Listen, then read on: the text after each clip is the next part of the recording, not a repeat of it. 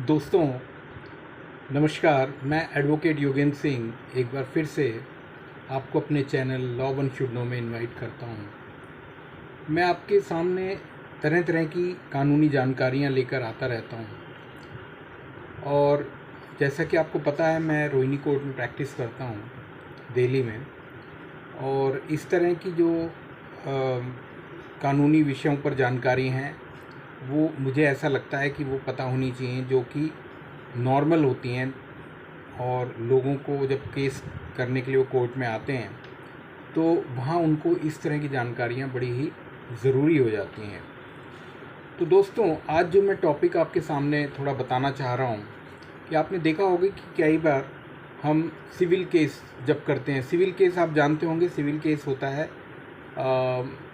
Other than फौजदारी, यानी आपका क्रिमिनल केस जो नहीं है, आपके सिविल केसेस हैं, पार्टीशन, प्रॉपर्टी और रिकवरी ऑफ मनी, ये सब सिविल केसेस की कैटेगरी में आ जाते हैं। तो दोस्तों हम सिविल केस में कैसे जीत सकते हैं और उसकी जो कमियां हैं, हम कहाँ गलती करते हैं सिविल केस को फाइल और चलाते वक्त, वो मैं आपको बताने वाला हूँ। तो दोस्तों अगर आप कुछ बातों का ध्यान रखें तो आपका जो सिविल केस है आप वो आपके उसके जीतने के चांसेस काफ़ी ज़्यादा बढ़ जाते हैं।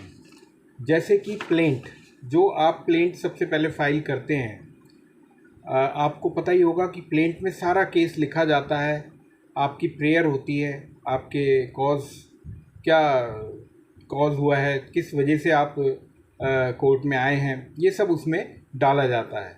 तो कॉज ऑफ एक्शन बहुत ही साफ़ सुथरे तरीके से, बड़ा ही अच्छे तरीके से लिखा जाना चाहिए और इसमें स्पेसिफिक होना चाहिए कब किसने आपका अधिकार छीना, यह बड़ा ही स्पष्ट होना चाहिए। तो पहली बात जो हम बता रहे हैं वो है प्लेंट। तो प्लेंट का जो है वो सबसे बड़ी चीज़ है। अगर आपने प्लेंट अच्छी बना दी तो आपके चांसेस जो हैं जीतने के वो बहुत बढ़ जाते हैं।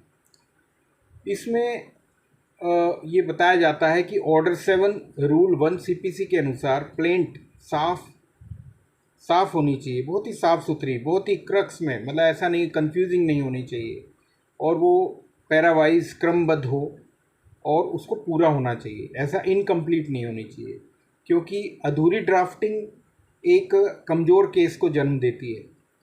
तो आप उसको अच्छे से बनाएं और अच्छे से फाइल करें। दूसरा जो है वो है cause of action. Cause of action अगर आपने अच्छे से आपने डिफ़ाइन किया है, कब कैसे और किसने आपका अधिकार छीना, यह स्पष्ट होना बहुत ही ज़रूरी है, क्योंकि कॉज ऑफ एक्शन अगर क्लियर नहीं होगा तो केस टिक नहीं पाएगा, मे बी वो रिजेक्ट हो जाए।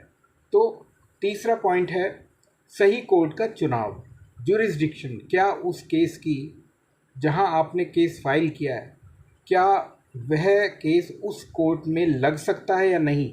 अगर ज्यूरिसडिक्शन ही नहीं होगी तो पहली डेट पे ही वो केस आपका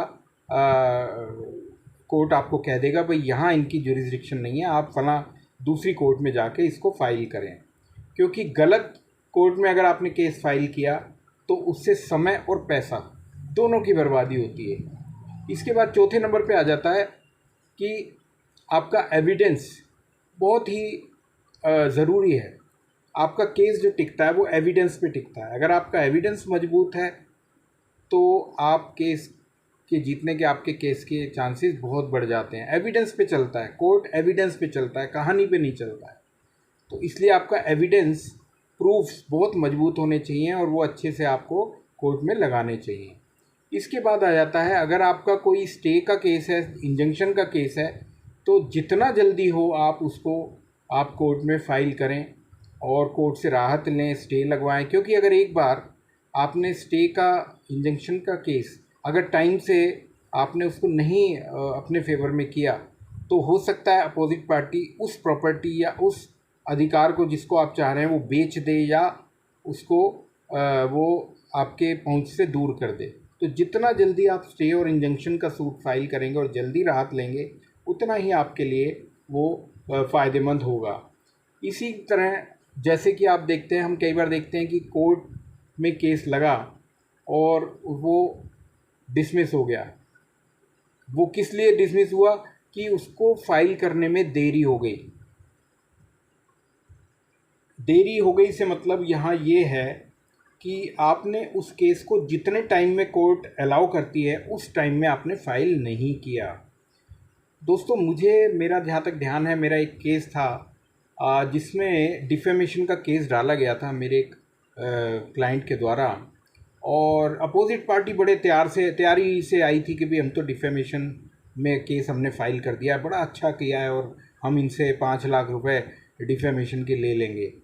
लेकिन आप मानेंगे नहीं कि सेकंड डेट में ही वो केस ख़त्म हो गया था, सिर्फ इस वजह से कि जो अपोजिट पार्टी थी उसने उसकी प्रिस्क्राइब्ड लिमिट 2 साल के बजाय वो 3 साल में फ़ाइल किया था।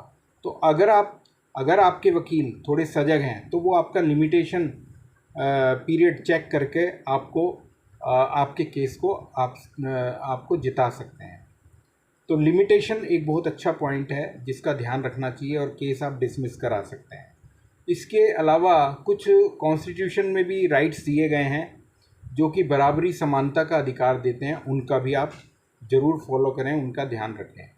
तो दोस्तों, ये कुछ ऐसे पॉइंट्स थे जो कि हमें केस जीतने की संभावनाएं बढ़ा देते हैं।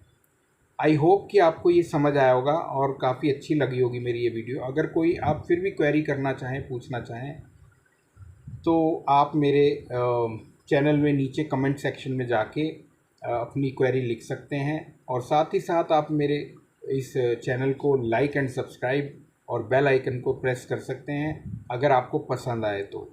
दोस्तों, फिर मिलते हैं एक नई वीडियो के साथ। आपसे अगली वीडियो में मैं आपसे फिर से मुखातिब होऊंगा। Okay, thank you, take care.